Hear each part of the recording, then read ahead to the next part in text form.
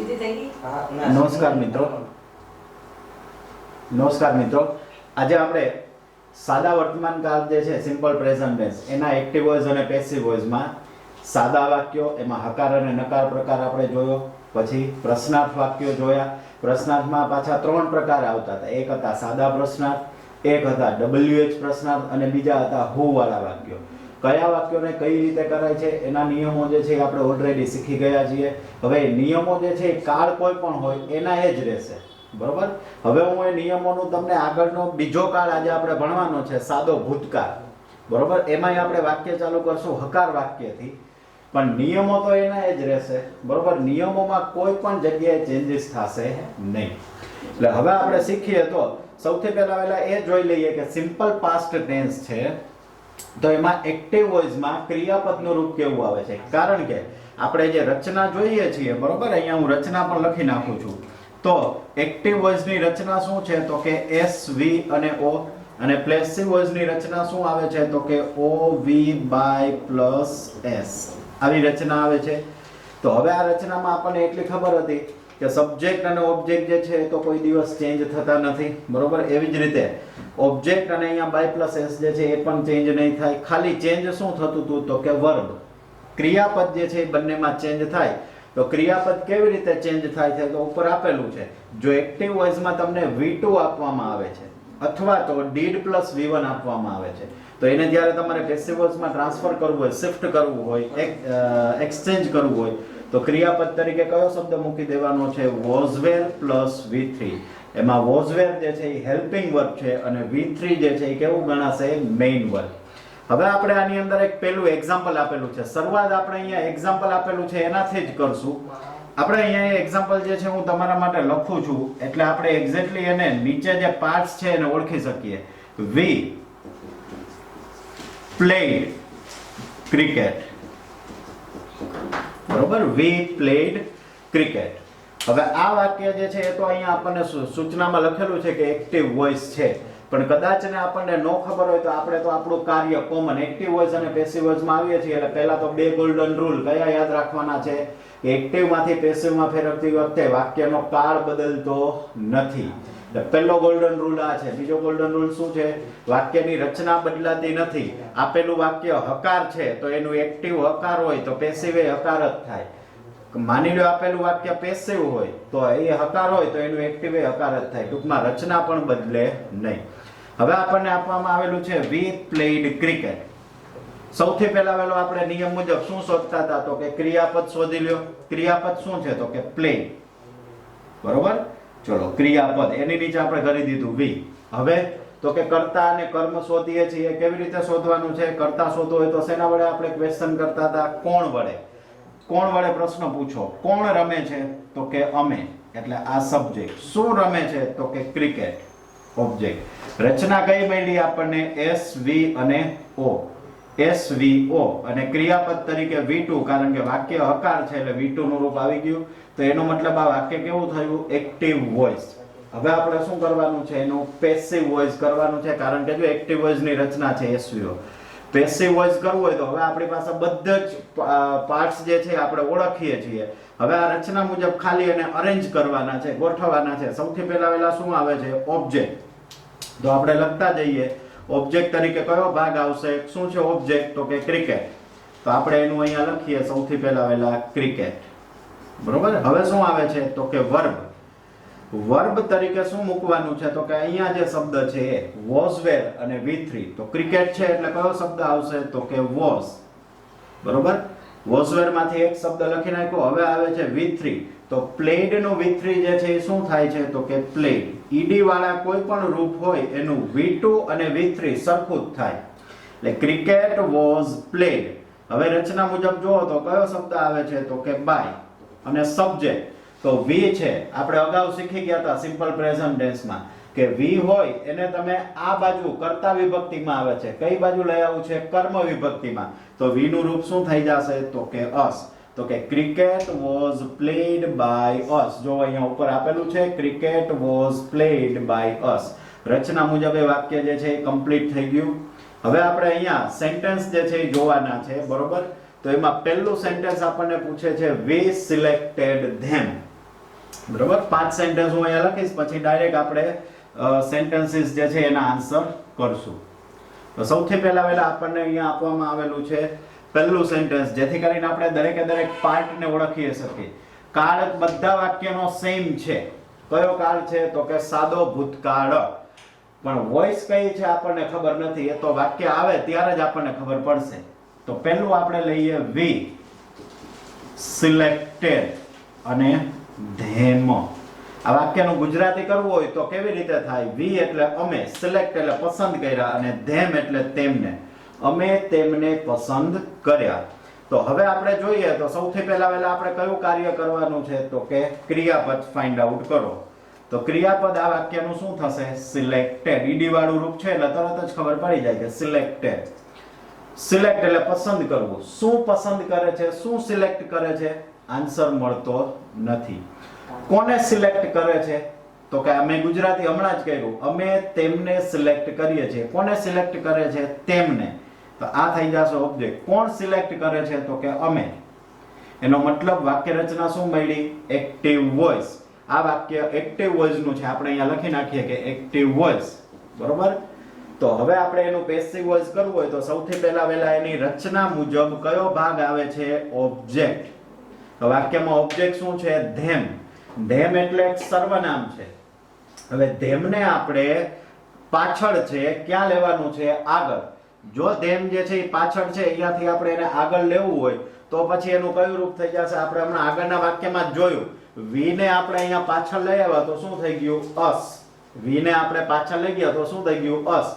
એવી જ રીતે માની લ્યો હવે આ ધેમ છે, આ ધેમને આપણે પાછળથી ક્યાં લઈ જવાનું છે? આગળ. તો ધેમનું શું થઈ જશે? તો કે ધેમનું થઈ જશે ધ્યેય. તો આપણે અહીંયા શરૂઆત કરીએ ધ્યેય. ધ્યેય આવી ગયું ઓબ્જેક્ટ તરીકે. હવે આવે છે વર્બ. વર્બ તરીકે કયા બે વર્ડ લખવાના છે? Was wear plus V3. તો ધ્યેય છે એટલે ધ્યેય સાથે કયો શબ્દ આવે? તો કે વર. ત્યારબાદ આવે છે V3. તો V3 એટલે અહીંયા મેં તમને કીધું હતું કે ઈડી વાળા રૂપો હોય એનું V2 અને V3 સરખું જ થાય. તો આપણે અહીંયા લખશું સિલેક્ટેડ. કયો શબ્દ થઈ જશે? સિલેક્ટેડ. ત્યારબાદ OV આવી ગયા. હવે બાય અને V ને આ બાજુ આગળના વાક્યની જેમ જ, એક્ઝામ્પલની જેમ જ, તો અહીંયા શું થઈ જશે? અસ. તો અહીંયા we selected them. આ વાક્યનો આન્સર શું બનશે? They were selected by us. વાક્ય હતું એક્ટિવ વોઇસ નું અને બની ગયું છે પેસિવ વોઇસ. જો આપણે નીચે રચના મુજબ લખવું હોય તો they શું થઈ ગયો? ઓબ્જેક્ટ. were અને selected શું થઈ જશે? વર્બ. અને by પ્લસ s. એટલે રચના જે છે આપણને કમ્પ્લીટ મળી ગઈ. બીજું આપણે અગાઉ સાદા વર્તમાન કાળમાં જોઈ ગયા હતા કે આ બે ભાગ છે ક્રિયાપદમાં, એમાં વોઝ વેર ને શું કહેવાશે? Helping verb. હું એટલા માટે આ ફોકસ કરું છું કારણ કે નકાર વાક્ય ક્યાંય આવે ને તો નકારની અંદર આપણે હેલ્પિંગ વર્બ જે છે એ અલગથી આઈડેન્ટિફાઈ કરવું જોશે. પ્રશ્નાર્થમાં પણ અલગથી ઓળખવું જોશે. એટલે વોઝ વેર હેલ્પિંગ વર્બ છે. હવે આપણે જોઈએ બીજું એક્ઝામ્પલ. બરોબર. તો બીજા એક્ઝામ્પલ ની અંદર આપણને શું કહે છે? તો કે ફર્સ્ટ ઓફ ઓલ કહે છે માય ડિસઓનેસ્ટ સર્વન્ટ. આખે આખું વાક્ય જે છે આપણે અહીંયા લખી નાખીએ, પછી આપણે સ્ટાર્ટ કરીએ. તો 32 my dishonest servant cheated me.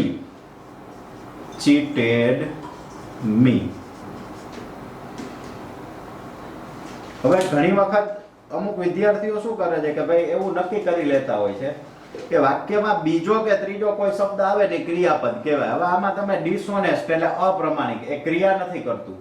Servant એટલે નોકર, એ કોઈ ક્રિયા નથી બતાવતું. હંમેશા ઈડી વાળા રૂપો જે છે એ જોવાના. તો ઈડી વાળું રૂપ ક્યાં આવે છે? ચીટેડ માં. તો ચીટેડ જે છે એ શું થઈ જશે? ક્રિયાપદ. ચીટ એટલે છેતરવું. આપણે ઘણી વખત શબ્દનો ઉપયોગ નથી કરતા, ભાઈ એ તો ચીટર છે. ચીટરનો મતલબ શું? કોઈ પણ વ્યક્તિને છેતરે એને શું કહેવામાં આવે છે? ચીટર. એના ઉપરથી ક્રિયાપદ કેવું બને છે? ચીટ એટલે છેતરવાની ક્રિયા કરવી. હવે સામાન્ય રીતે અહીંયા આપણને આપવામાં આવેલું છે ચીટેડ. ચીટેડ એટલે છેતરવું. કોણ છેતરે છે? તો જો અહીંયા આપણને જવાબ મળી ગયો છે માય. કોણ છેતરે છે? તો કે સર્વન્ટ. પહેલા આપણને એટલો જ આન્સર મળે છે. આપણે લખીએ સબ્જેક્ટ, પણ આગળ એક શબ્દ રહી ગયો છે માય ડિસઓનેસ્ટ, મારો અપ્રમાણિક નોકર. તો એ આખે આખો સબ્જેક્ટ બનશે. શું છેતરે છે? જો કર્મ શોધવું હોય તો શેના વડે પ્રશ્ન પૂછીએ છીએ આપણે? શું વડે. શું છેતરે છે? જવાબ નથી મળતો. તો કયા શબ્દનો ઉપયોગ કરવાનો? કોને. કોને છેતરે છે? તો કે મને. એનો મતલબ વાક્યમાં મળી ગયો ઓબ્જેક્ટ SVO. તો 32મું વાક્ય કઈ વોઇસ નું બનશે? Active voice. કરવાનું શું છે એનું? આપણે પેસિવ વોઇસ.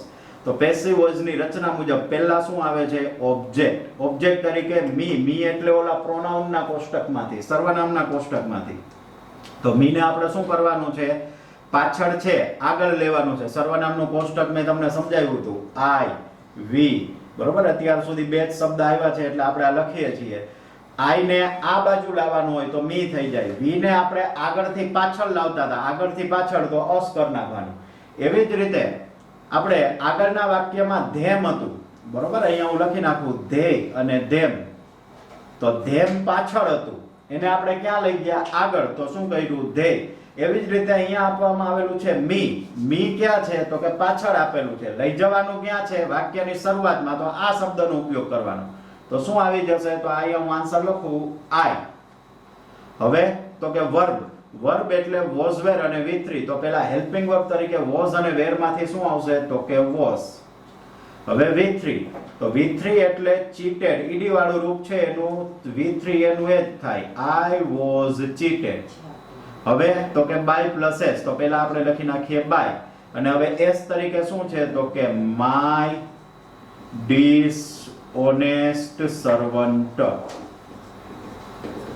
ઘણા વિદ્યાર્થીઓ શું મિસ્ટેક કરે છે હું તમને કહું. આ જે માય શબ્દ આપેલો છે ને એટલે એવું સમજે છે કે સાહેબ એનું મી થઈ જાય. મી નો થાય. કેમ ના થાય? કારણ કે તમને આઈ શબ્દ આપેલો હોય તો જ એનું મી કરવાનું છે. અહીંયા શબ્દ કયો છે? માય. તો એને તમે આ બાજુ લઈ આવો છો તો એનું મી થાય નહીં. ટૂંકમાં 32મું જે સેન્ટેન્સ છે એનો જવાબ શું બને છે? My dishonest servant cheated me. તો એનો આન્સર શું બને છે? I was cheated by my dishonest servant. Next sentence number 33 શું કહે છે આપણને? Your teacher taught this lesson. આપણે અહીંયા લખી નાખીએ your teacher taught this lesson. વાક્ય આપણને આપવામાં આવેલું છે. સૌથી પહેલા આવેલું કાર્ય આપણે શું કરવાનું છે? ક્રિયાપદ શોધવાનું. શું શોધવાનું છે? ક્રિયાપદ.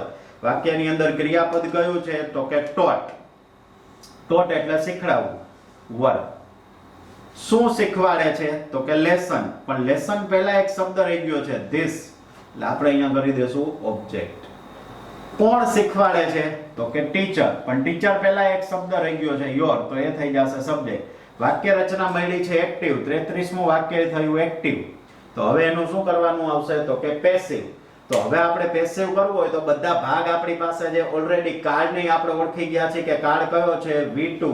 બરોબર. એકલું ક્રિયાપદ છે એટલે સાદો ભૂતકાળ. તો હવે આપણે એનું પેસિવ કરવાનું થાય તો સૌથી પહેલા શું આવશે? ઓબ્જેક્ટ. તો ઓબ્જેક્ટ તરીકે કયો શબ્દ લખેલો છે? This lesson. તો હવે આપણે એનું પેસિવ કરવું હોય તો આપણે ઓબ્જેક્ટ ને આગળ લખીએ છીએ તો આપણે અહીંયા કરી દઈએ ધીસ લેસન. બરોબર. ત્યારબાદ વર્બ ક્રિયાપદ. તો ક્રિયાપદ તરીકે was were અને V3 મુકાશે. તો was were અને V3 માંથી લેસન છે એટલે કયો શબ્દ આવશે? was. V3 taught no V3 taught V2 છે તો એનું V3 શું થાય છે? તો કે taught જ થાય છે. હવે તો કે by plus s. તો by plus s એટલે શું આવી જશે? by your teacher. હવે અહીંયા એક બીજી વસ્તુ ખાસ કહી દઉં. આપણે ડાયરેક્ટ ઇનડાયરેક્ટ ભણ્યા હોય ને એટલે આપણે સૌથી મોટામાં મોટી મિસ્ટેક શું કરીએ છીએ હું તમને કહું. અહીંયા ધીસ લેસન આપેલું છે ને એટલે જ્યારે પેસિવ કરીએ ને એટલે આપણી એક આદત ડાયરેક્ટ ઇનડાયરેક્ટ ની ધીસ ની જગ્યાએ અહીંયા ધેટ કરી દઈએ છીએ. આ આપણી મોટામાં મોટી મિસ્ટેક છે. શબ્દ બદલે નહીં. શબ્દ જે હોય એનો એ જ રહે છે. ઓબ્જેક્ટ ચેન્જ ન થાય કોઈ દિવસ. બરોબર. એટલે ધીસ નું ધીસ જ રહેશે. હા ડાયરેક્ટ ઇનડાયરેક્ટ હોય તો એની અંદર આપણે શું કરવું પડે છે? તો કે ધીસ આપેલું હોય તો ધેટ કરવું પડે. પણ એક્ટિવ પેસિવમાં કોઈ દિવસ એવો શબ્દ બદલતો નથી. ત્યારબાદ આપણે જોઈએ સેન્ટેન્સ નંબર 34, 34મું સેન્ટેન્સ. તો 34માં સેન્ટેન્સની અંદર આપણને શું કહેવામાં આવે છે? તો કહે છે કે your brother bought the boxes to my room. સરસ મજાનું સેન્ટેન્સ છે, બરોબર. સેન્ટેન્સ નંબર 34 સમજવા જેવું છે એ સેન્ટેન્સ, કારણ કે એમાં તમને કંઈક નવું શીખવા મળશે. Your brother brought the boxes to my room. બરોબર. ચલો હવે આપણે સૌથી પહેલા કાર્ય શું છે, વાક્ય કેવું છે, એક્ટિવ કે પેસિવ ખબર નથી, કોઈ વાંધો નહીં. ચલો સૌથી પહેલા ક્રિયાપદ શોધો. તો ક્રિયાપદ શું છે? brought. brought એટલે લઈ આવવું. હવે કર્તા શોધો જોઈએ. કોણ લઈ આવે છે? તો કે તારો ભાઈ. તો એનો મતલબ અહીંયા સબ્જેક્ટ. શું લઈ આવે છે? તો કે બોક્સિસ. બોક્સિસ પહેલા શબ્દ રહી ગયો છે ધ, તો એને આપણે કહેશું ઓબ્જેક્ટ. જો તમને જે કર્મ કે સબ્જેક્ટ તરીકે જે શબ્દ મળે એની પહેલા કોઈ રહી જતું હોય તો એને આખો કમ્બાઈન ગણી લેવો. જો આપણે અહીંયા કીધું કોણ લાવે છે, તો કે ભાઈ, તો એમાં યોર આગળ વધે છે, તેને આપણે કમ્પ્લીટલી શું ગણી લીધું? સબ્જેક્ટ. એવી જ રીતે અહીંયા શું લાવે છે? તો કે બોક્સિસ. ધ આગળ વધતું હતું તો ગણી લીધું. પણ આ બાજુ શબ્દ રહે, પછી શબ્દ વધે, એને તમારે કર્મમાં ગણવાનો નથી. એને આપણે કયો વર્ડ ગણશું? અધર વર્ડ્સ. અને સાહેબ આમાં અધર વર્ડ્સ તો ક્યાંય રચનામાં આવેલો નથી, તો એ જ્યાં હોય અહીંયા રાખવાના. બરોબર. જોઈએ આપણા વાક્ય કેવી રીતે બને. બધી વસ્તુ આપણી પાસે છે. 34 સેન્ટેન્સ. રચના કઈ બની? SVO. એનો મતલબ વાક્ય જે છે એ કયું છે? એક્ટિવ. તો હવે એનું શું કરવાનું થશે? પેસિવ. તો પેસિવ કરવાનું થાય તો સૌથી પહેલા શું લખવાનું થશે? ઓબ્જેક્ટ. ઘણા બધા વિદ્યાર્થીઓ મિસ્ટેક શું કરે છે? જો તમે ડાયરેક્ટ વાક્ય કરવા જાઓ ને એટલે મોટા ભાગના વિદ્યાર્થીઓ શું મિસ્ટેક કરે છે? વાક્યની શરૂઆત કરે માય રૂમ થી. બરોબર. વાક્યની શરૂઆત કરે છે માય રૂમ થી, અને ત્યાં જ તમારું સેન્ટેન્સ જે છે એ ખોટું પડે. એમના મગજમાં એક જ એવી વસ્તુ છે, બસ આગળનો શબ્દ પાછળ ને પાછળનો શબ્દ આગળ, વાત થઈ ગઈ પૂરી. એક્ટિવ અને પેસિવ. પણ એને એક્ટિવ પેસિવ ના કહેવાય. તમારે પર્ટિક્યુલર જે ભાગ હોય એને શોધવાના છે. એટલે અહીંયા આપણી પાસે ઓબ્જેક્ટ તરીકે મળ્યું છે ધ બોક્સિસ. તો હવે આપણે એનો આન્સર લખતા જઈએ. તો સૌથી પહેલા આપણે લખશું ઓબ્જેક્ટ, એટલે કે ધ બોક્સિસ. હવે રચના મુજબ કયો ભાગ આવે છે? OV/S. રચના જે છે એને હું જરાક અહીંયા બોક્સ કરી દઉં એટલે આપણને અલગ લાગે.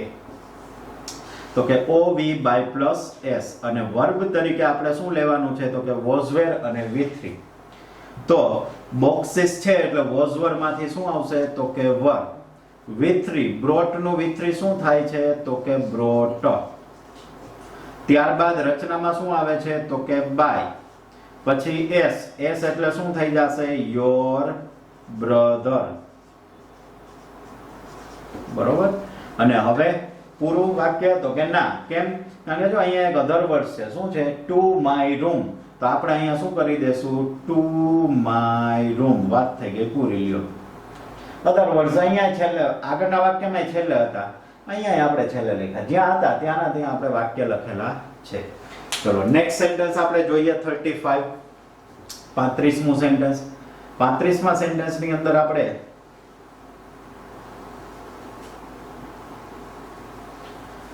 શું કે કીધું છે આપણને? તો સૌથી પહેલા શું કહે છે? દર્શન એટ ઓલ ધ કેક્સ. વાક્ય જાણીતું છે, કારણ કે લગભગ તમારે આ તમારી એક્ઝામની અંદર જે ટર્મિનલ એક્ઝામ હતી એમાં આ વાક્ય જે છે એ પૂછાયેલું હતું. 35. આ બધા વાક્યો જે છે એને thanks to ready reckoner grammar book by Atul Prakash, અને એમાંથી આપણે આ વાક્ય જે છે એ કરીએ છીએ. સિમ્પલ પ્રેઝન્ટ ટેન્સના વિડીયોમાં પણ એમાંથી જ આપણે વાક્યો લીધા હતા, અને અહીંયા આપણે એનો જ ઉપયોગ રેફરન્સ તરીકે લઈએ છીએ.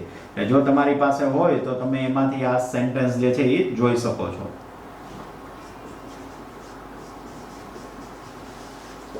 દર્શન એટ ઓલ ધ કેક્સ.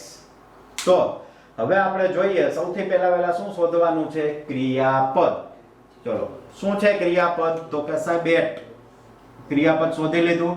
ક્રિયાપદ ઉપરથી શું શોધવાનું છે? કર્તા અને કર્મ. તો કર્તા કોણ છે વાક્યનો? તો કે કર્તા છે. કેવી રીતે ખબર પડે? કોણ વાળે પ્રશ્ન પૂછો. કોણ ખાય છે? તો કે સાહેબ દર્શન ખાય છે. શું ખાય છે તો કે સાહેબ કેક ખાય છે, પણ કેક પહેલા શબ્દ રહી ગયો ઓલ ધ, તો એ શું બની જશે ઓબ્જેક્ટ.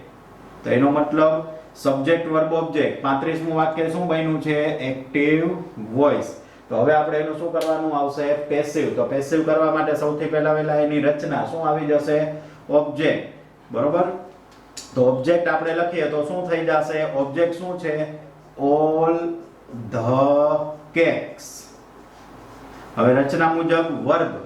તો વર્બ તરીકે was were અને V3. તો was were માંથી શું આવશે તો કે were. V3 ate જે છે એ V2 છે, તો એનું V3 શું થાય છે eaten.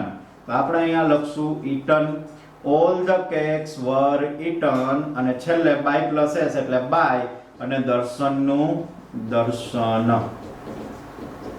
તો વાક્યનું રૂપ થઈ જશે કે all the cakes were eaten by દર્શન. બરોબર. ચલો સેન્ટેન્સ નંબર 36. 36મું વાક્ય આપણે જોઈએ તો શું આવે છે કે sentence number 36. Bhairavi washed all the clothes. બરોબર. Sentence number 36. Bhairavi washed all the clothes. ચલો ક્રિયાપદ શોધો. જાય સૌથી પહેલા એટલે વાક્ય આવે ગમે તે વાક્ય હોય, હકાર નકાર પ્રશ્નાર્થ સાદું પ્રશ્નાર્થ WH પ્રશ્નાર્થ. પહેલું કાર્ય ઈ શું તો કે ક્રિયાપદ શોધી લ્યો. ક્રિયાપદ છે washed. શું ધોવે છે તો કે કપડા. કપડા પહેલા શબ્દ રહી ગયો છે all the, તો આખે આખું બનશે ઓબ્જેક્ટ. કોણ ધોવે છે તો કે ભૈરવી સબ્જેક્ટ. SVO રચના મળી એનો મતલબ આપેલું વાક્ય જે છે એ એક્ટિવ વોઇસ છે. કરવાનું શું છે એનું તો કે પેસિવ વોઇસ આપણે કરવાનું થશે. તો પેસિવ વોઇસ કરવું હોય તો પેસિવ ની રચના બરોબર શું છે તો કે સૌથી પહેલા આવશે ઓબ્જેક્ટ. તો આપણે ઓબ્જેક્ટ લખીએ તો શું થઈ જશે all the clothes. હવે તો કે રચના મુજબ આવે છે વર્બ. વર્બ તરીકે was were અને V3. તો was અને were માંથી શું આવશે તો કે were. ત્યારબાદ V3. તો V3 જે છે washed ed વાળું રૂપ છે. ed વાળા રૂપનું V3 ed જ આવે એટલે શું આવી જશે washed. by plus s. s શું છે ભૈરવી. તો લખી નાખો આ બાજુ ભૈરવી. ઘણા વિદ્યાર્થીઓ આ બાજુ લાવે ને એટલે હર કરી દે છે, પણ એવું આવશે નહીં. હર ક્યારે કરવાનું જો આગળ c આપેલું હોય તો જ. નામ આપેલું હોય તો એનું એ જ નામ જે છે એનો અહીંયા ઉપયોગ કરવાનો આવશે. ત્યાર પછી નેક્સ્ટ જે છે એ આપણે જોઈએ તો સેન્ટેન્સ નંબર 37. સેન્ટેન્સ નંબર 37 જે છે એ શું કહે છે આપણને તો કે the monkeys threw stones at the dog. બરોબર. આ સરસ મજાનું વાક્ય છે. લોંગ સેન્ટેન્સ છે એટલે આપણને સમજવામાં આસાની થોડીક ડિફિકલ્ટીઝ થશે. the monkeys threw THREW threw stones at the dog. ચલો આપણે તો આપણું રેગ્યુલર કાર્ય ક્રિયાપદ શોધો. ક્રિયાપદ છે સાહેબ થ્રો. થ્રો નું ભૂતકાળનું રૂપ threw V. થ્રો એટલે ફેંકવું. શું ફેંકે છે તો કે સાહેબ સ્ટોન ફેંકે છે, પથરા ફેંકે છે. કોણ ફેંકે છે તો કે સાહેબ વાંદરાઓ. એટલે આ થઈ ગયો સબ્જેક્ટ. શું ફેંકે છે તો કે કર્મ. કોણ ફેંકે છે તો કે મંકીઝ. તો એનો મતલબ એટ ધ ડોગ જે છે એ કેવો શબ્દ છે અધર વર્ડ. મોટા ભાગના વિદ્યાર્થીઓ મેં આગળ કીધું તું એમ એ શું કરે છે એટ ધ ડોગ ને કર્મ ગણી લે છે એટલે એટ ધ ડોગ ને આગળ લખી નાખે છે, પણ એવું નથી કરવાનું. આપણે અહીંયા પર્ટિક્યુલર પાર્ટ જોયા. રચના આવી SVO. 37મું સેન્ટેન્સ થઈ જશે એક્ટિવ વોઇસ. તો હવે આપણે અહીંયા લખીએ તો એનું પેસિવ કરવાનું હોય તો સૌથી પહેલા ઓબ્જેક્ટ. એટલે ઓબ્જેક્ટ શું આવી જશે એટ ધી ડોગ. નહીં, સ્ટોન્સ. સ્ટોન્સ. બરોબર. હવે was were અને V3 છે તો સ્ટોન્સ છે એટલે શું આવી જશે તો કે were. હવે V3. તો V3 જે છે threw. તો threw નો V3 શું થાય છે તો કે threw એટલે રૂપ છે એનું મૂળ રૂપ throw. throw એ એનું મૂળ રૂપ, threw એ એનું ભૂતકાળનું રૂપ અને thrown THROWN એ એનું ભૂતકાળનું રૂપ છે.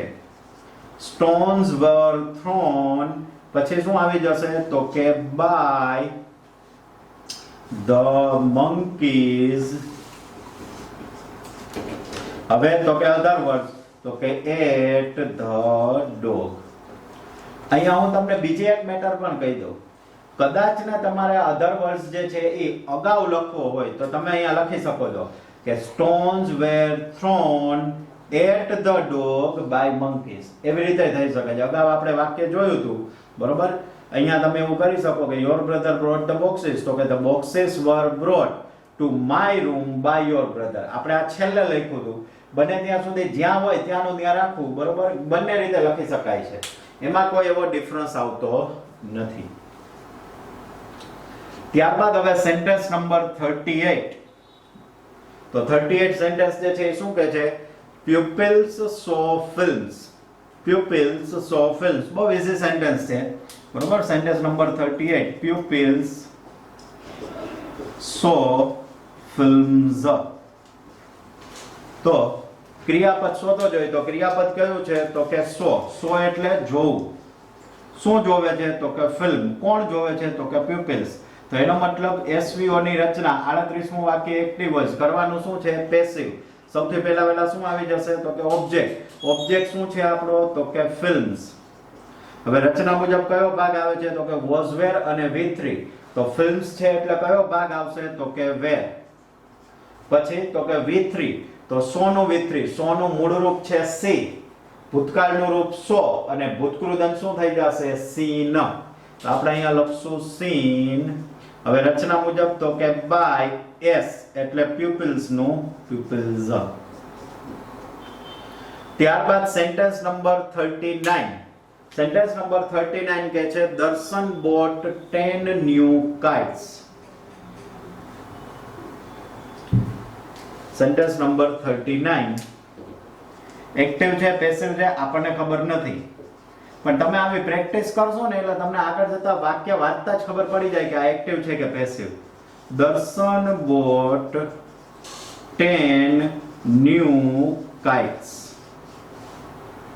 ચલો સૌથી પહેલા આપણું રેગ્યુલર કાર્ય ક્રિયાપદ શોધો. તો કે bought. કોણ ખરીદે છે? તો કે દર્શન. શું ખરીદે છે? તો કે kites, પતંગ.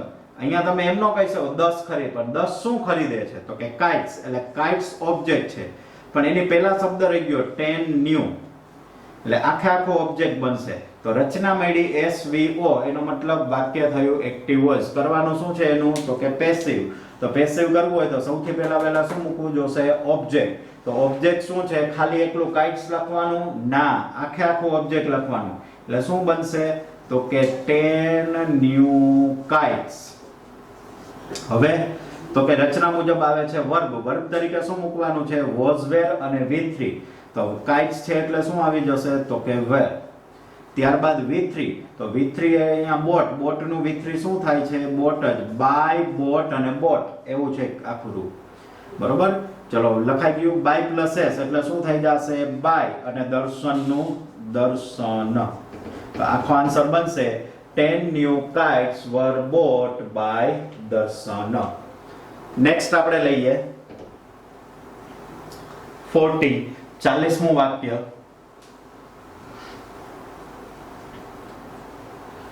તો એ કહે છે Birju liked that film. Sentence number 40. Birju liked that film. ચલો ક્રિયાપદ જોવો જોઈએ. તો કે ક્રિયાપદ છે ઈડી વાળું રૂપ કયું જોવા મળે છે? liked. લાઈક એટલે ગમવું. શું ગમે છે? ફિલ્મ. પણ ફિલ્મ પહેલા એક શબ્દ રહી ગયો છે that એટલે ઓબ્જેક્ટ. કોણ ગમવાની વાત કરે છે? બિરજુ. વાક્ય રચના મળી એક્ટિવ. લે આ તો 10 વાક્ય એક્ટિવ ના જ થયા, કોઈ વાંધો નથી. પેસિવ કરો આપણે એનું. તો પેસિવ શું છે? ઓબ્જેક્ટ. તો ઓબ્જેક્ટ તરીકે કયો વર્ડ આવશે? તો કે ફિલ્મ એકલું કે that film? તો કે that film એ આખો શબ્દ આવશે that film. હવે વર્બ. વર્બ તરીકે was were અને V3. તો અહીંયા આવી જશે was. V3 તો liked ઈડી વાળા રૂપનું V3 ઈડી જ થાય એટલે liked નું liked. ત્યારબાદ તો કે by અને સબ્જેક્ટ એટલે બિરજુ. તો આ થયા આપણે સાદા ભૂતકાળના એક્ટિવ વોઇસ ના વાક્યો કે જેને આપણે પેસિવ વોઇસ માં ટ્રાન્સફર કર્યા, બરોબર. સાવ એટલે સાવ ઈઝી છે. અને હવે આપણે આગળ જે છે એ નકાર વાક્યના વાક્યો જે છે આપણે શીખશું. હવે આપણે સાદા ભૂતકાળના નકાર વાક્યો તરફ આગળ વધવાનું છે. ઉપર ઓલરેડી આપણે રચના લખી નાખેલી છે. નકાર અને પ્રશ્નાર્થની રચના એક્ટિવ વોઇસમાં થશે did + v1. જો નકાર હોય તો આગળ નોટ, did, નોટ અને v1 એવો શબ્દ આવી જાય. અને એવી જ રીતે એનું પેસિવ કરો તો સેમ જ રહેશે, was were અને v3. પણ નકાર હશે એટલે વચ્ચે was were અને v3 ની વચ્ચે કયો શબ્દ આવી જશે? નોટ આવી જશે. હવે આપણે જોઈએ તો એની રચના SVO નોવી બાય પ્લસ s અહીંયા લખી જ નાખેલી છે. એક્ઝામ્પલ વાળું આપણે સેન્ટેન્સ જોઈએ તો શું કહે છે? તો સૌથી પહેલા હું તમને એને અહીંયા સમજાવું છું, બરોબર. એક્ઝામ્પલ વાળું આપણે જોઈએ તો એ આપણને કહે છે P ના did not see this film. હવે આવા વાક્યમાં તો ક્રિયાપદ શોધવું એકદમ ઈઝી છે. કેમ? કારણ કે did તો આવશે એટલે did થી જ શરૂઆત કરો. તો કે did, not અને see આ થઈ ગયું આપણું ક્રિયાપદ. એમાં did હેલ્પિંગ વર્બ અને see મેઇન વર્બ. see એટલે જોવું. શું જોવાની વાત કરે છે? તો કે ફિલ્મ. ફિલ્મ પહેલા શબ્દ રહી ગયો છે this, આખો ઓબ્જેક્ટ. કોણ જોવાની વાત કરે છે? તો કે P ના. વાક્ય મળ્યું આપણને એક્ટિવ વોઇસ લખેલું છે અહીંયા. કરવાનું શું છે એનું? પેસિવ. તો પેસિવ કરતી વખતે સૌથી પહેલા તો શું કરવું જોશે? તો કે રચના મુજબ પહેલા શું આવશે? ઓબ્જેક્ટ. તો વાક્યમાં ઓબ્જેક્ટ શું છે? તો કે this film. તો જો અહીંયા તમે જોતા જાઓ, વાક્ય અહીંયા તમને આન્સર આપેલો છે. શું આવે છે? this film. આ થઈ ગયો આપણો ઓબ્જેક્ટ. પછી શું આપવામાં આવેલું છે? તો કે રચના મુજબ આવે છે વર્બ, બરોબર. રચના મુજબ આવે છે વર્બ. વર્બ તરીકે was were અને v3. તો this film છે એટલે વર્બ તરીકે શું આવી ગયું? was. વાક્ય નકાર છે તો નકાર જ રહે એટલે નોટ નું નોટ. અને see નું v3 શું થઈ જશે? જો v3 મૂકવાનું છે તો see નું v3 થઈ જાય છે seen. અને છેલ્લે by P ના. તો એનો મતલબ was not seen. આ વર્બ, આ by અને આ s, OV by plus s ની રચના આવી ગઈ. એટલે આ વાક્ય જે છે એ કેવું થઈ જશે? પેસિવ વોઇસ નું આપણે ચેન્જ કર્યું. હવે આપણે જોઈએ સેન્ટેન્સ નંબર 41, બરોબર. 41મું સેન્ટેન્સ જે છે એ આપણને શું કહે છે? તો કે 41મા સેન્ટેન્સ ની અંદર આપણને કહે છે કે દર્શન did not buy books. દર્શન did not buy books. તો હવે આપણે એની અંદર શોધવું હોય તો સૌથી પહેલા તો શું શોધી લેવાનું છે? ક્રિયાપદ. તો જોવો જોઈએ ક્રિયાપદ કયું છે વાક્યની અંદર. અહીંયા હું એ સેન્ટેન્સ જે છે આપણી સરળતા માટે એક બે સેન્ટેન્સ હું અત્યારે લખું છું કે દર્શન did not buy books. તો સૌથી પહેલા ક્રિયાપદ શોધી લ્યો. તો ક્રિયાપદ કયું થઈ જશે? did not buy. આ ક્રિયાપદ શું ખરીદવાની વાત કરે છે? books. કોણ ખરીદવાની વાત કરે છે? દર્શન. વાક્ય બન્યું એક્ટિવ વોઇસ. કરવાનું છે પેસિવ. તો સૌથી પહેલા ઓબ્જેક્ટ એટલે આપણે શું લખી નાખશું? તો કે books. એનો આન્સર મારે બનાવવો હોય તો આન્સર જે છે એમાં ઓબ્જેક્ટ પહેલા આવશે. તો આન્સર શું બનશે? તો કે books. હવે રચના મુજબ કયો ભાગ આવે છે? તો કે વર્બ. વર્બ એટલે was were અને v3. તો books છે એટલે શું આવી જશે? were. પછી વાક્ય નકાર છે એટલે not અને v3 એટલે by નો v3 શું થઈ જશે? bought. બરોબર. ત્યારબાદ રચના મુજબ તો કે by plus s એટલે આપણે શું લખી નાખશું? by દર્શન.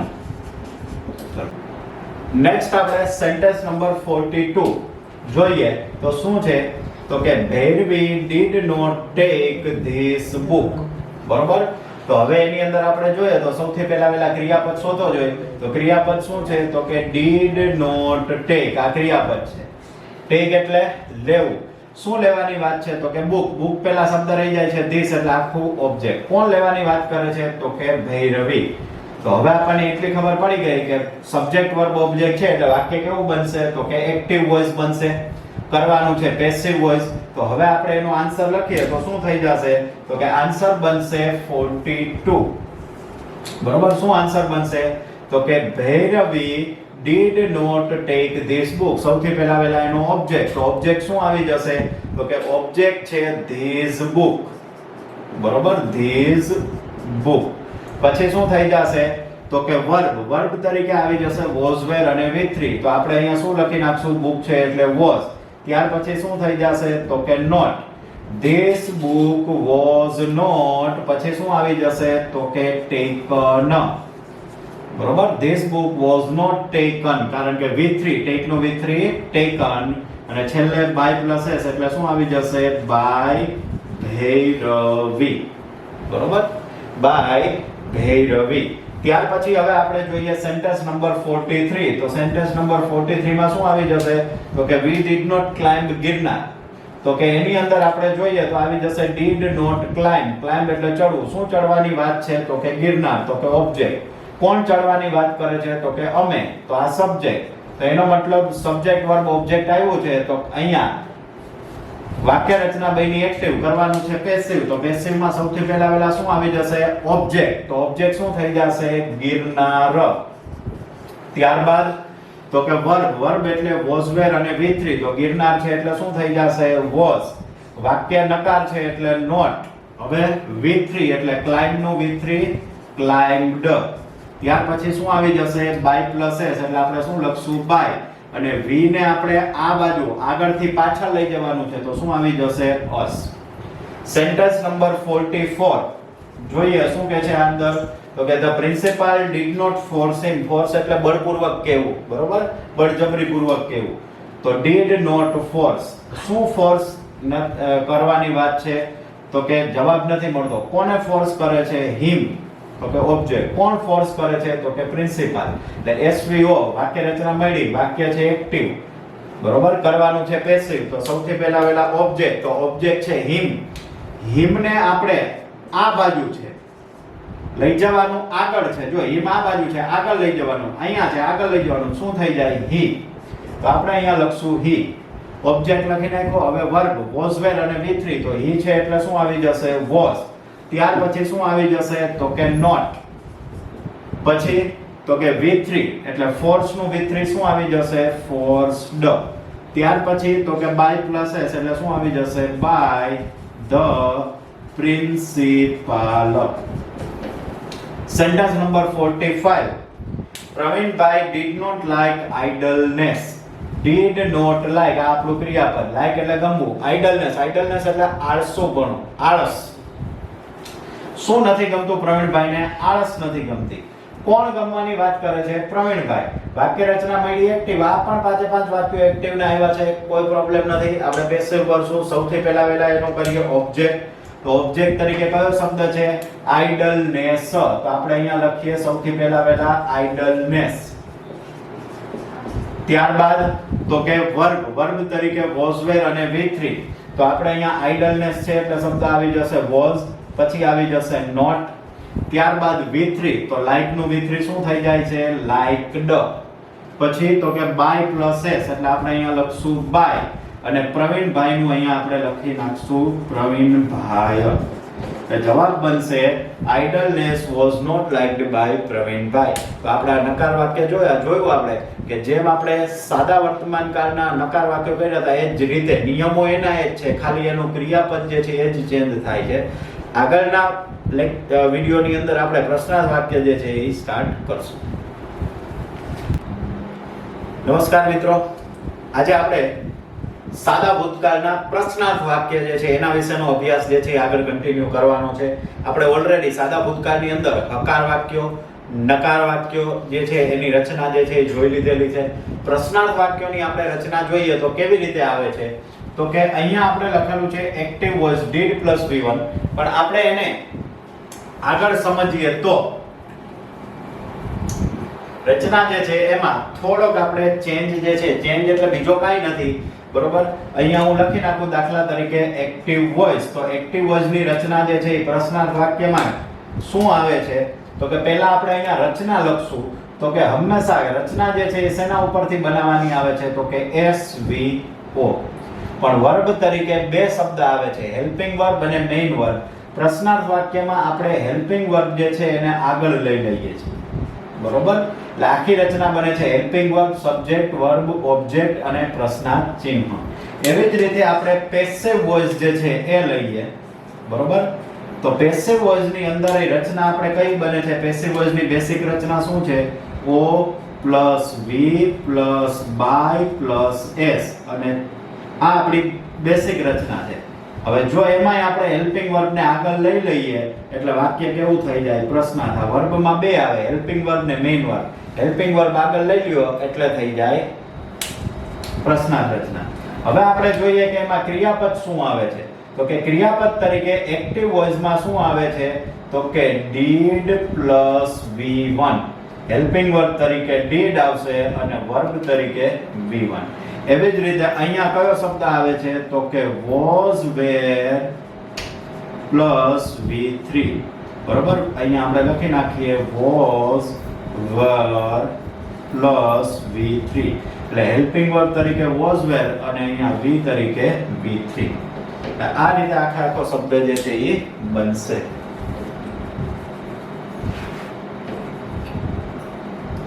હવે આપણે વાત કરીએ તો સૌથી પહેલા અહીંયા જે વાક્ય આપવામાં આવેલું છે, એક્ઝામ્પલ નું વાક્ય જોઈએ તો શું કીધેલું છે? did he get a pen? ક્રિયાપદ શોધી લ્યો. તો ક્રિયાપદ કયા કયા છે? did અને get.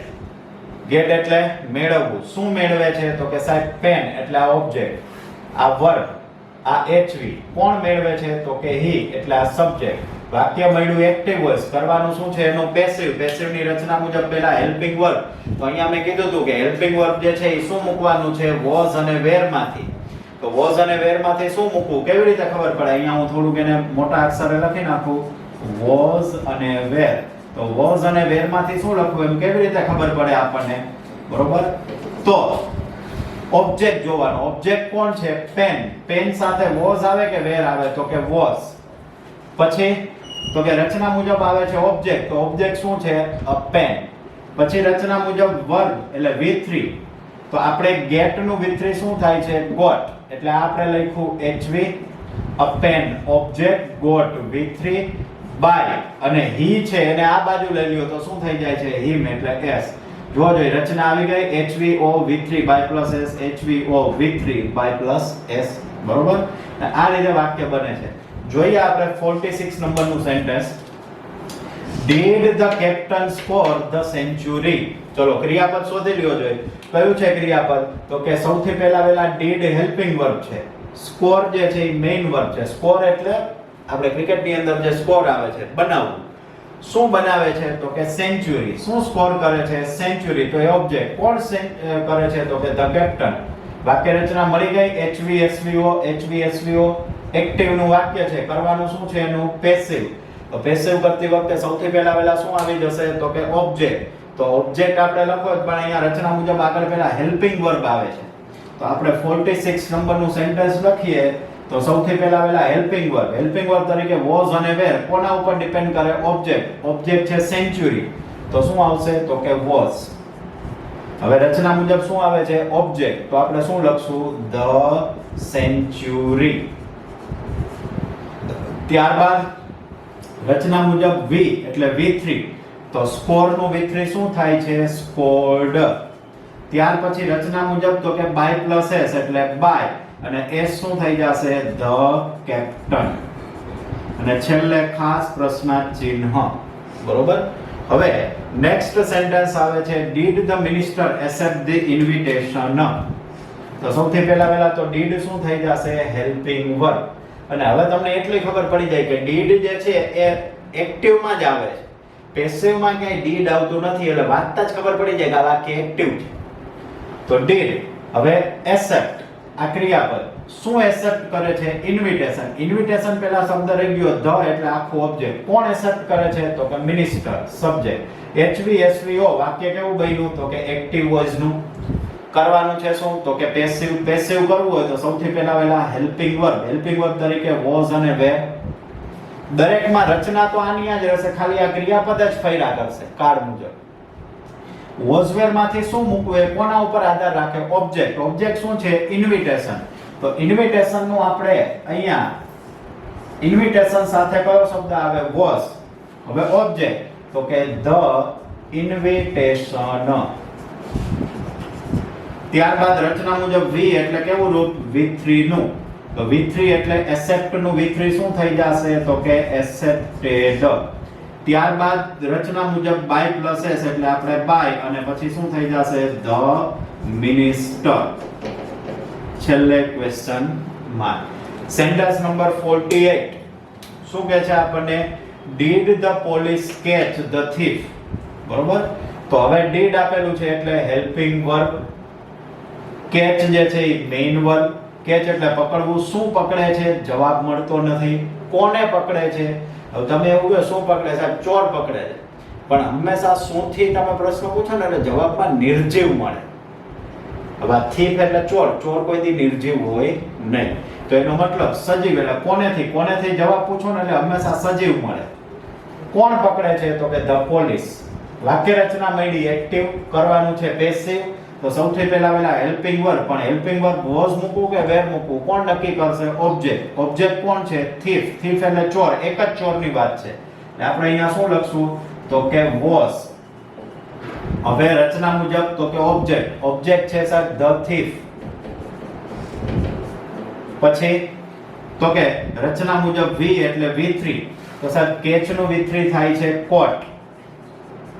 પછી રચના મુજબ બાય, પછી S એટલે ધ પોલીસ. તો આખું સેન્ટેન્સ બનશે was the thief caught by the police. સાવ ઈઝી સેન્ટેન્સ છે. એક વખત રચના આવડે, પ્રેક્ટિસ કરી નાખો એટલે કોઈ જગ્યાએ ડિફિકલ્ટીઝ થશે નહીં. ટેન્સ ટેબલ આવડતું હોવું જોઈએ. રચના તો આપણને મોઢે યાદ છે, બરોબર? ટેન્સ ટેબલ જે છે એ આવડે એટલે આ બધા વાક્યો જે છે ઈઝીલી આવડે. Sentence number 49. Did Nimisha purchase a color box? તો did helping verb, purchase main verb. purchase એટલે ખરીદવું. શું ખરીદે છે? બોક્સ. પણ આગળ એક શબ્દ રહી ગયો છે કલર. તો આખે આખું ઓબ્જેક્ટ કલર બોક્સ કોણ ખરીદે છે? તો કે નિમિષા. તો એ થઈ જશે સબ્જેક્ટ. વાક્ય રચના મળી. એક્ટિવ કરવાનું છે એનું પેસિવ. તો સૌથી પહેલા હેલ્પિંગ વર્બ. હેલ્પિંગ વર્બ તરીકે was અથવા were બેમાંથી શું મૂકવું?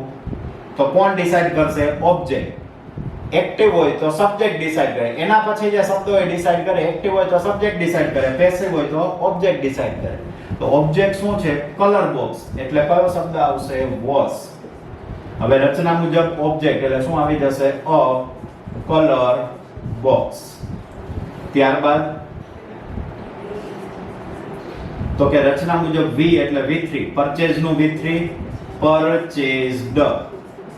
ત્યારબાદ બાય પ્લસ S એટલે બાય અને નિમિષા. છેલ્લે ક્વેશ્ચન માર્ક. ચલો સેન્ટેન્સ નંબર 50. લાસ્ટ સેન્ટેન્સ શું કહે છે? did he give the answer? ક્રિયાપદ શોધી લ્યો. did helping verb, give main verb. give એટલે આપવું. શું આપે છે? આન્સર. તો કે ઓબ્જેક્ટ. કોણ આપે છે? તો કે he. HVSVO. રચના મળી ગઈ. એક્ટિવ ની કરવાનું શું છે એનું? પેસિવ. તો ચલો પેસિવ કરીએ તો સૌથી પહેલા હેલ્પિંગ વર્બ was મૂકો કે were કોણ નક્કી કરે? ઓબ્જેક્ટ. એક્ટિવ હોય તો કોણ નક્કી કરે? સબ્જેક્ટ. તો આપણે અહીંયા ઓબ્જેક્ટ કોણ છે? આન્સર.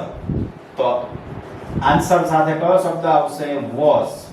એક વચનમાં છે એટલે. પછી રચના મુજબ ઓબ્જેક્ટ એટલે ઓબ્જેક્ટ શું છે આપણો? The answer. હવે રચના જુઓ. Verb V3. તો give નું V3 શું થઈ જશે? given. ત્યારબાદ તો કે બાય પ્લસ S એટલે બાય અને he ને આ બાજુ લઈ લ્યો તો શું થઈ જાય છે? him. અને છેલ્લે ક્વેશ્ચન માર્ક. તો એનો મતલબ કે આ જે છે એ પ્રશ્નાર્થ વાક્ય થયા. બરોબર? સાદા ભૂતકાળની અંદર આપણે હકાર વાક્યો, નકાર વાક્યો અને પ્રશ્નાર્થ વાક્યો જે છે એ કમ્પ્લીટ કર્યા. નેક્સ્ટ લેક્ચરની અંદર કે નેક્સ્ટ વિડિયોની અંદર આપણે WH પ્રશ્નાર્થ જે આવશે એમાં વોટ વાળા અને whom વાળા ને એવા વાક્યો જે છે આપણે કમ્પ્લીટ કરશું.